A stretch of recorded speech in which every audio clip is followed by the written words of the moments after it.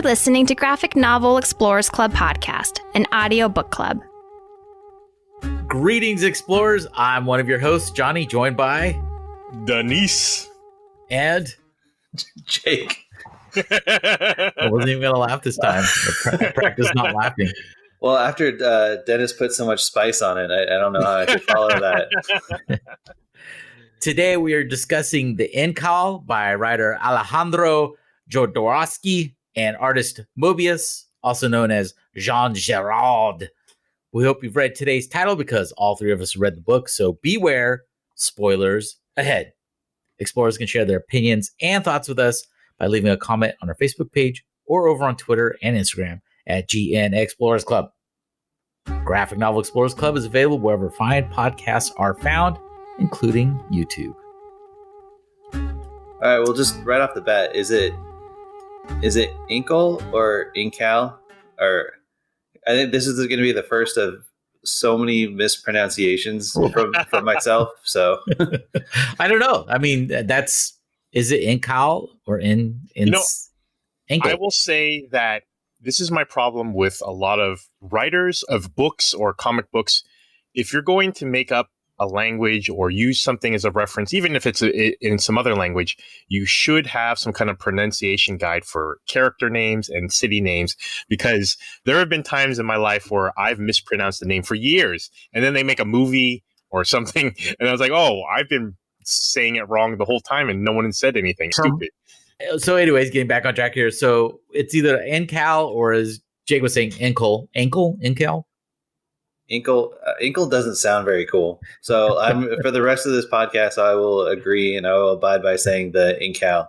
The Incal. Okay. Incal. We're reading the classic collection. This was written, as we said at the beginning, by Alejandro Jodorowsky, who came to fame in the 70s with his movies Holy Mountain and El Topo.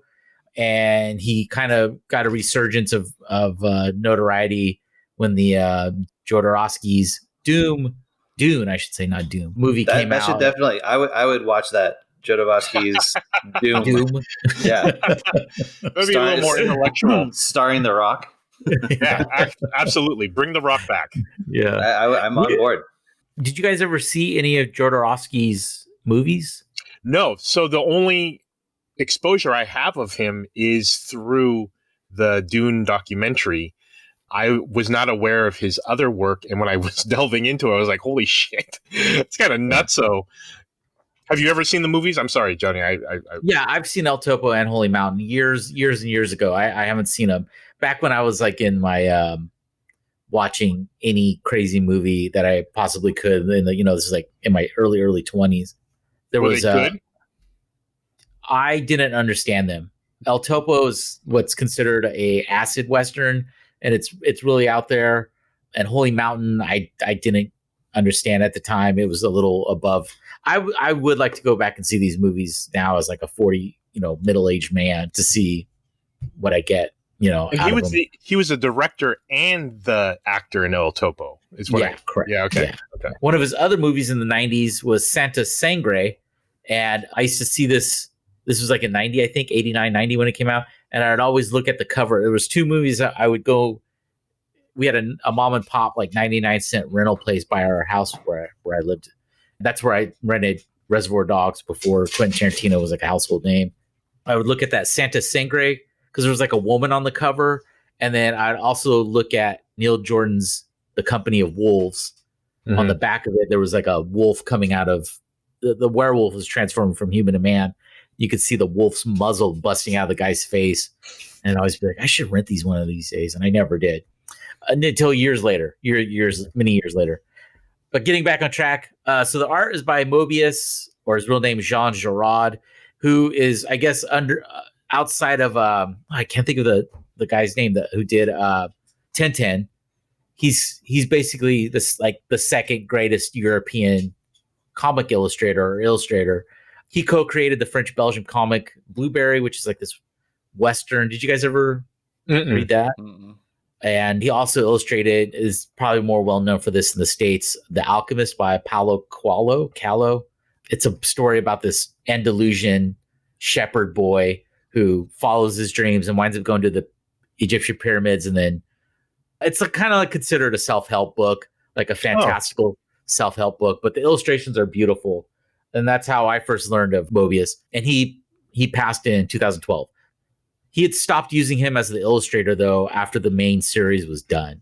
Oh, that's too bad. His work is really good. In fact, when I was reading it, I was like, God, this reminds me a lot of The Fifth Element. And sure enough, when I looked at his Wikipedia entry, he did some design work for that. And it definitely has that feel, that hard sci-fi, but kind of 70s, 80s, like fantastical feeling to it. Like it just, I don't know. It was like squarely European. It just has like a European 100%. Like you look at that, and the first thing that I thought of, I was like, okay, this is like if Tintin somehow was crossed with Æon Flux. I see. That was one of the things I was going to say. So, well, let's backtrack a little bit. This book is incredibly long, and there's no way we can cover all of it in this. So we were talking beforehand before we started recording. This is a semester's worth of. You could dive into it. I mean, you could have a class on this in terms of the philosophy and all of the things that are interwoven into it. Yeah. You could write your thesis for your doctorate on this book. It starts off just like a hard-boiled detective story set in this doesn't feel like the future to me. This feels like its own world. Is that what you guys kind of thought? Oh, absolutely. It felt otherworldly. It's just much like, it reminded me, honestly, when I first dove into it, kind of like that weird space alien part of the Heavy Metal cartoon movie. Just a really kind of bonkers setting. Yeah, this definitely brought me back to reading Heavy Metal comics and other outsider kind of art stuff in the 90s, and seeing the heavy metal movie too with John Candy in it. It just kind of it brought that back, and like old Ralph Bakshi. Oh, for sure. Cartoons. I don't know. It just a lot of it brought back a lot of memories from those days of like, oh, when I was just getting into like outsider shit.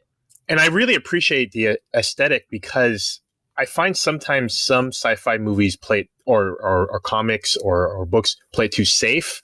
And I like it when it has this kind of outsider aesthetic where they're not trying to be Blade Runner. They're not trying to be something that you've seen before. They're trying to it's almost like a mix of a hippie with sci-fi kind of aesthetic. It's funny you bring up Blade Runner, because Jodoworsky was actually approached about doing the Blade Runner movie back when it was still Do Androids Dream of Electric Sheep. And he turned it down and did Dune instead, or tried to get Dune launched. Right. If he had made the Dune movie, that's how I kind of got on board with, or became aware of Jodoworsky stuff, and the whole, apparently there's a Jodoverse, which I didn't know about, which I wanted to follow up on. But it almost seemed like a lot of the philosophies and, I don't know, just some of like the basic mechanics, like it gave me, like, it reminded me of Dune. And I think Dune was written before this, and so I could see elements of Dune in that, and so I just wondered if he already had like an interest in doing that, like if he was already a fan of the material or not. Well, from what I've read, the things that I discovered after we started reading this book was that when the Dune movie lost its funding, basically, he had branched off from the original Dune book quite a bit. I guess there was a lot of liberties taken, and the story went off on its own way. And Hubert, that's the author, right, of Dune? Hubert, isn't that the Dune author's name? Was, I guess, on board with that. He's like, hey, it's your thing, do whatever. And then when the funding fell apart, because he wanted to like put his son, Jodorowsky wanted to put his son in as the main Dune kid. Slappy Dune, what's his name? Paul Atreides. Yeah, I was way off. And he had like Orson Welles in certain roles, and he just had a bunch of like different casting. But when things fell apart, he took a lot of those ideas from the script and put them into this comic book series. Okay. So yeah, a lot of it was cannibalized to put into the Incal.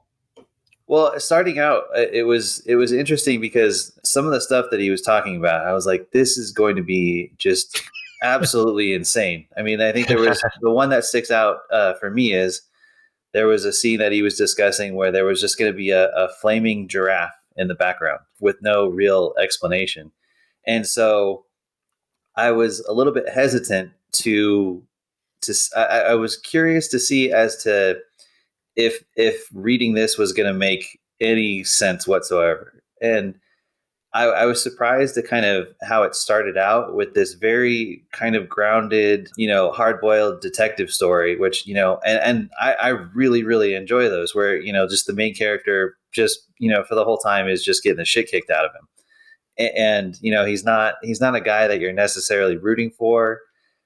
And then after, 20 some odd pages, it just buckle up, it goes into all of these, like, just so many different philosophical and all of these different tangents that I love the premise of it. I love the art and I love the world that is created, but it was interesting just to see it start out in such a grounded spot and then just go completely in a different direction.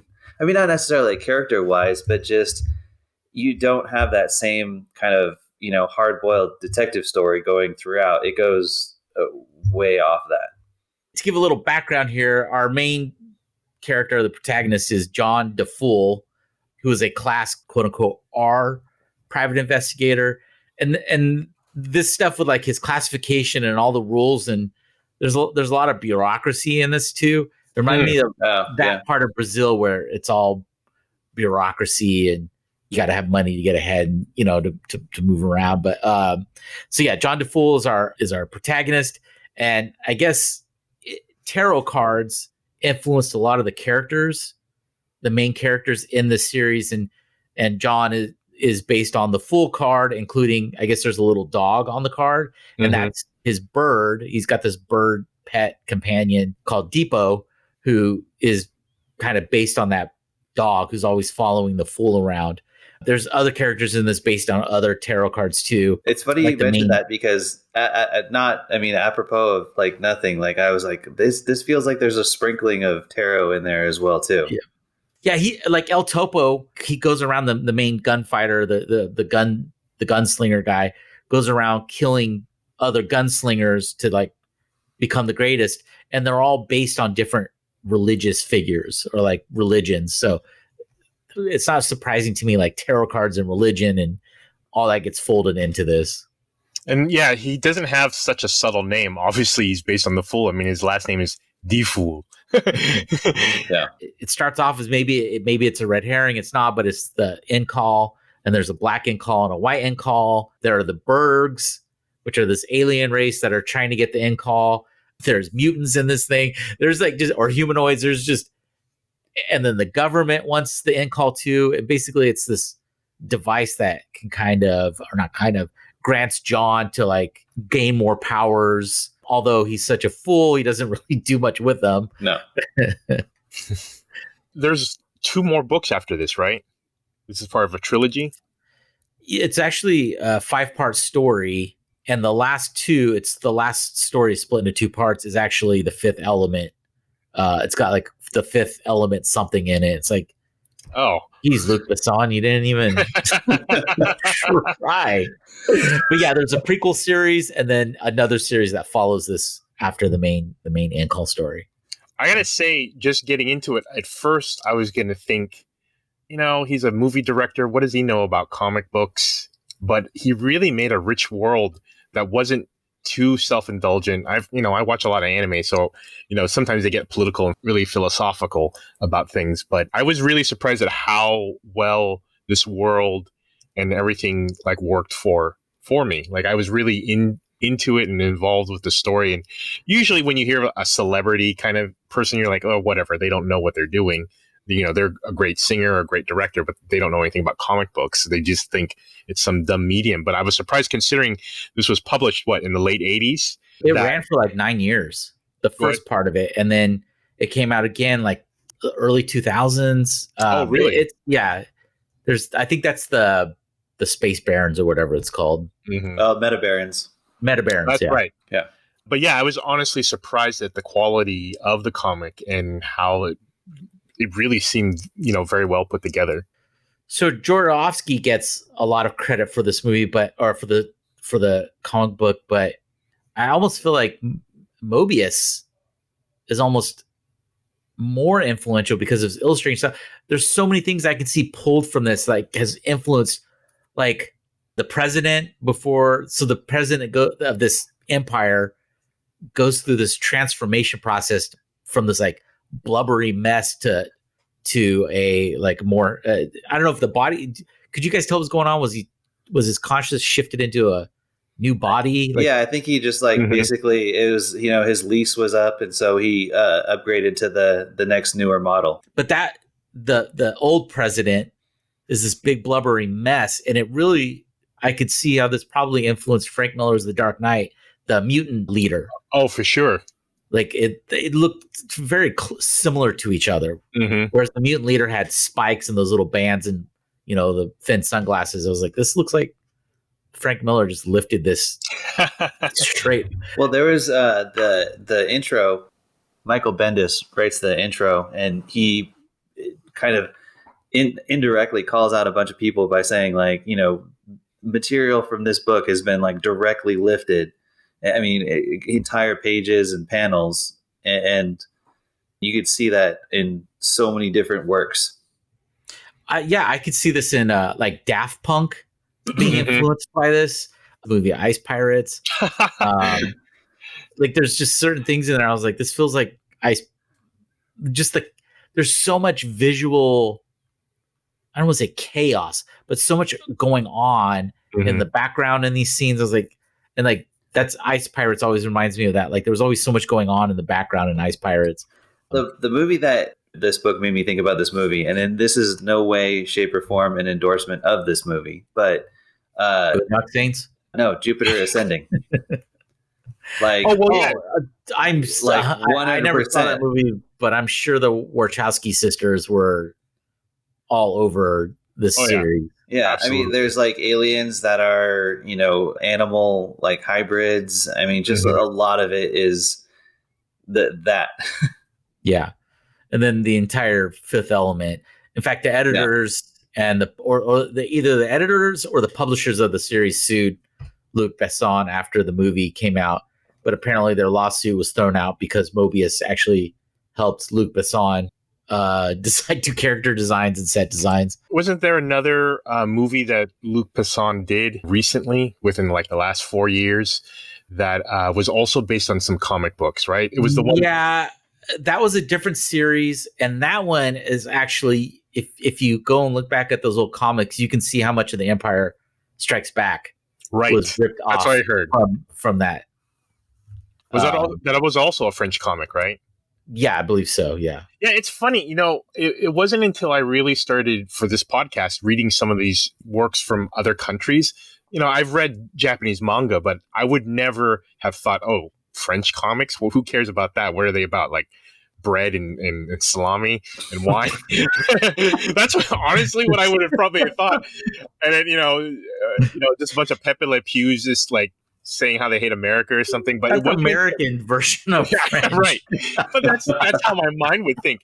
But it's amazing to me how rich of a history they seem to have. I mean, and so many great artists. Wasn't there? Maybe he was Italian, I forget. But that World War II memoir book that we read, wasn't that a French illustrator?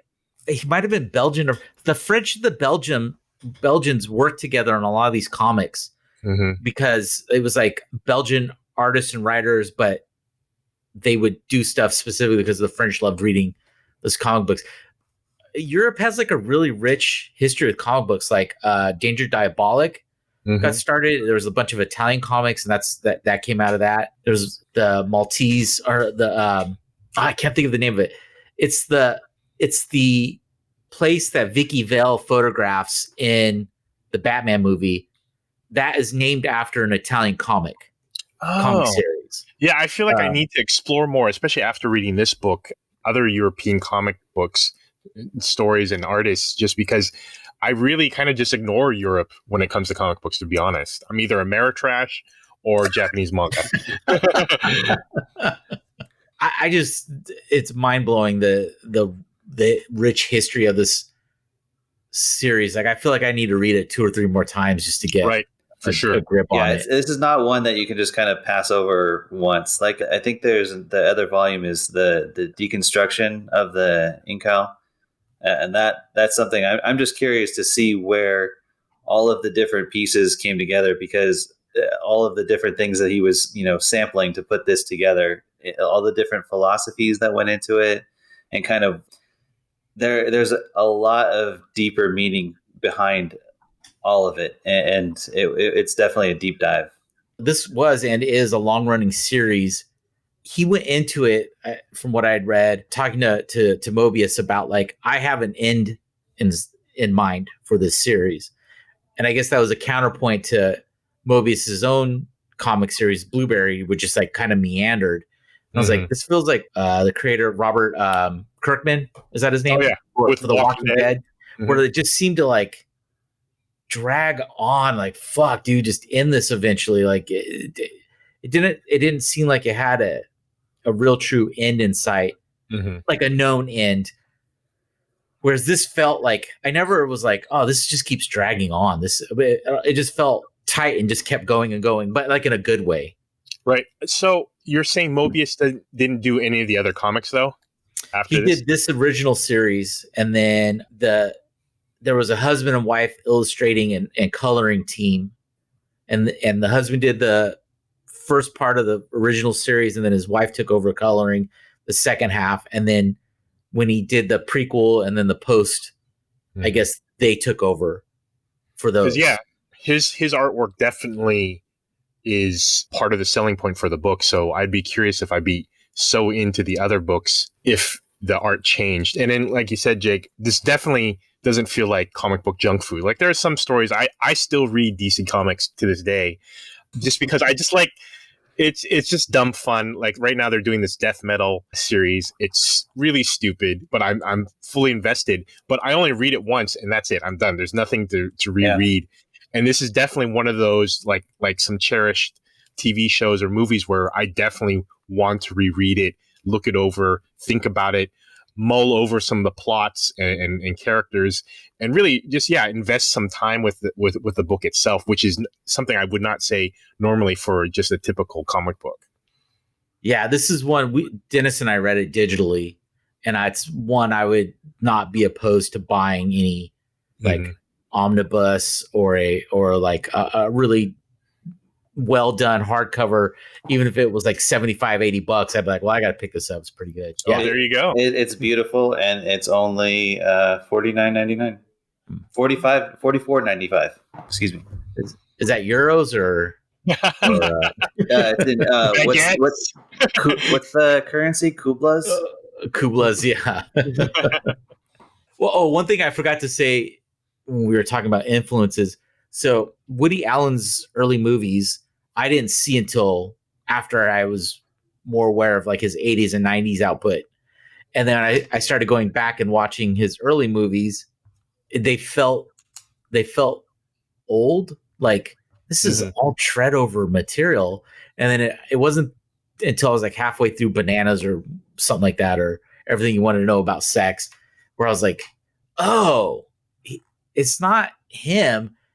It's just everybody has ripped and copied his material. And that's like with this book, like things sometimes felt like, oh, this is familiar, but I would realize like, oh no, this is the original. Just other people have taken from this. But that's the tough thing with tropes, is that when you look at an original piece, it's kind of hard to separate, especially if you've gone in reverse order and they've been exposed to the tropes first. It's kind of hard to rip that apart and see this as original and not tired. It was new and exciting and the first time it's ever been done. But yeah, I totally agree with you, Johnny. And why didn't Rankin and Bass or Ralph Bakshi ever do this as a movie series? Like, I feel like this was like either animator right up their alley. One of them should have done this. Absolutely, yeah. It's kind of a crime that this hasn't been adapted to a animated series in this style. And definitely, I think the prime day would have been back then through 70s and 80s. Nowadays, I think it would just be too slick, and they would try to sell it with, I don't know, some fancy Do soundtrack. you think that there's now a kind of, I don't know. I mean, there's a lot of source material that I see now where people that have a true kind of connection to the material is doing it in a way where you can see like the passion coming through. And they're doing it, and they're doing it well. Yeah. One of them was raised out in Queens. The other one was raised out in Brooklyn. Yeah. Sadly, there's probably like 2% of our listenership that probably understood that reference. Probably, yeah. There is an Incal movie trailer on YouTube. I do recommend going and checking it out. It's pretty good. All right. Yeah. Oh, it's fan-made one? Yeah, I guess it was an attempt to get funding for an animated movie. So it's not like great, but it's pretty good. It's pretty good. You could tell it was put together like, oh, this is what, it's the elevator pitch. Like, this is what it could look like. Mm-hmm. The sizzle reel. The sizzle reel. Yeah. Well, final thoughts? Highly recommended. If anything, just for the art, but obviously the story is not confusing in a bad way. It's just really solid. Yeah, absolutely. Definitely. Even if it's just like a checkbox on your comic book credibility card, I would definitely say that. I'm a little bit sad that, I'm coming across this so much later in life in terms of there were comics like back in the day that like these specifically like this type of material that I would have glossed over that at the comic book shop and, gone, to a safe X-Men book. And, this, it challenges you a little bit in terms of the seeing something bigger than just like prettier art. And yeah, definitely recommend it. And you chose this book, Jake. How did you hear about it? It kind of been on my radar for a while. Being a fan of Dune, which, brought me to Jodoworsky's Dune. And then my curiosity, I just wanted this one question answered, is the kind of the madness that he was talking about in terms of his stories, to see if actually if it would put together and come together in a story that afterwards I was like I could kind of understand a little bit of what happened versus going like, man, what the fuck, like what was this? And I was definitely pleasantly surprised with all of the metaphysics and all of the philosophies and all of that. There was still, a story that you didn't have to drop peyote to understand it. Like you could just muddle through it and be like, okay, that was like good. I really enjoyed the art. All of the big set pieces, tied together in a way that, even though you're jumping all over this universe, and and sometimes the connections from one scene to the next were maybe a little bit threadbare, but you could still just kind of plod along, and you're like, okay, I'm still on board with this. Even though it's completely bizarre, there was enough things that I felt if you were kind of going that route, you could stay grounded. But then if you wanted to go on a spirit world projection tour of this book, you could enjoy it on that level as well too. So yeah, definitely recommend it. Well, where can people follow the podcast there, Dennis? You can find us on Insta and Twitter at GN Explorers Club. Cool. Well, thanks for listening, and we'll be back in 2 weeks with a new episode. Bye.